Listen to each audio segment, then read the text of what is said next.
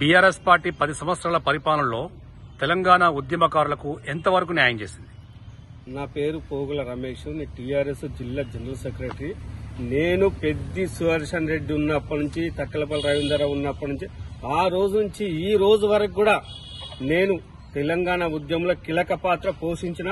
నా మీద పలు కేసులైనాయి, రైల్వే కేసులైనాయి. ఏనాడు వనకకుండా జనకకుండా కేసీఆర్ ఇచ్చే ప్రతి పిలుపుని అందుకొని ప్రతి పిలుపుతోటి నేను ఉద్యమాలు చేసిన.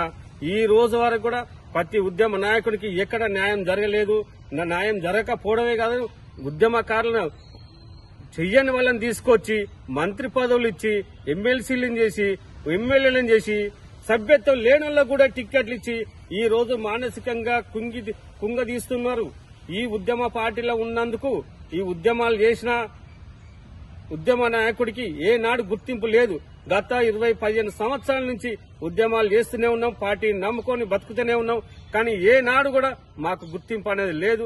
ఈక నుంచైనా మాకు గుర్తింపునివ్వాలి, మమ్మల్ని ఆదరించాలి.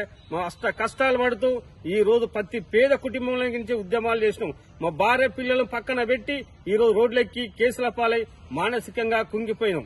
కడియం శ్రీహరి గారి విషయంలో మందకృష్ణ మాదిగ ఘాటుగా స్పందించారు. అటు మాజీ ఎమ్మెల్యే రాజయ్యను ఏ మాత్రము ఎమ్మెల్యేగా గాని ఉప ముఖ్యమంత్రి గాని కొనసాగించకుండా అతనే స్టేషన్ గన్పూర్పై అజమాయి చేయాలని చెప్పి ఇప్పుడు ఎమ్మెల్యేగా ఉన్నాడు. వాళ్ళ బిడ్డకు ఎంపీ కూడా ఇచ్చారు టికెట్. దీనిపై మీరేమంటారు?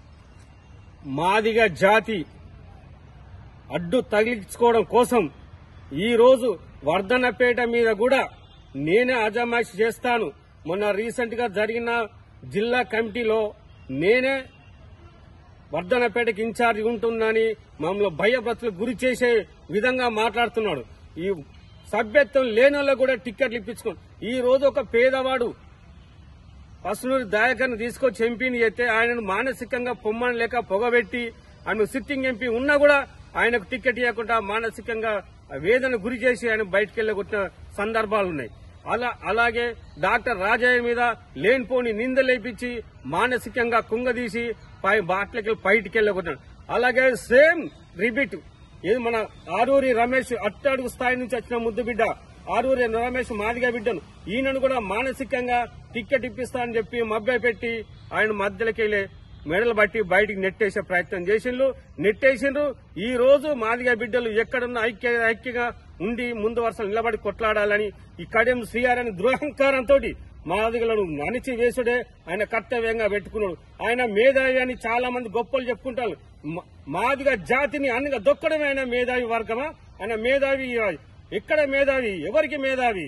మాదిగ జాతిని అన్నగా దొక్కడం, మాదిగలను వెనుక పడేయడమే ఆయన మేధావి వర్గం అని ఆయనకైనా డప్పు కొట్టుకుంటాడు. ఇది దయచేసి ఇది మంచి పరిణామం కాదు. మేము ఉద్యమకారులం, మమ్మల్ని గుర్తించండి. మమ్మల్ని ఇక నుంచైనా మమ్మల్ని ఆదరించి మమ్మల్ని ముందు వరుసలు నిలబెట్టాలని, వర్ధన్నపేట నియోజకవర్గ ఇన్ఛార్జిగా పోగుల రమేష్ నియమించాలని కేసీఆర్ కు విన్నవించుకుంటాము.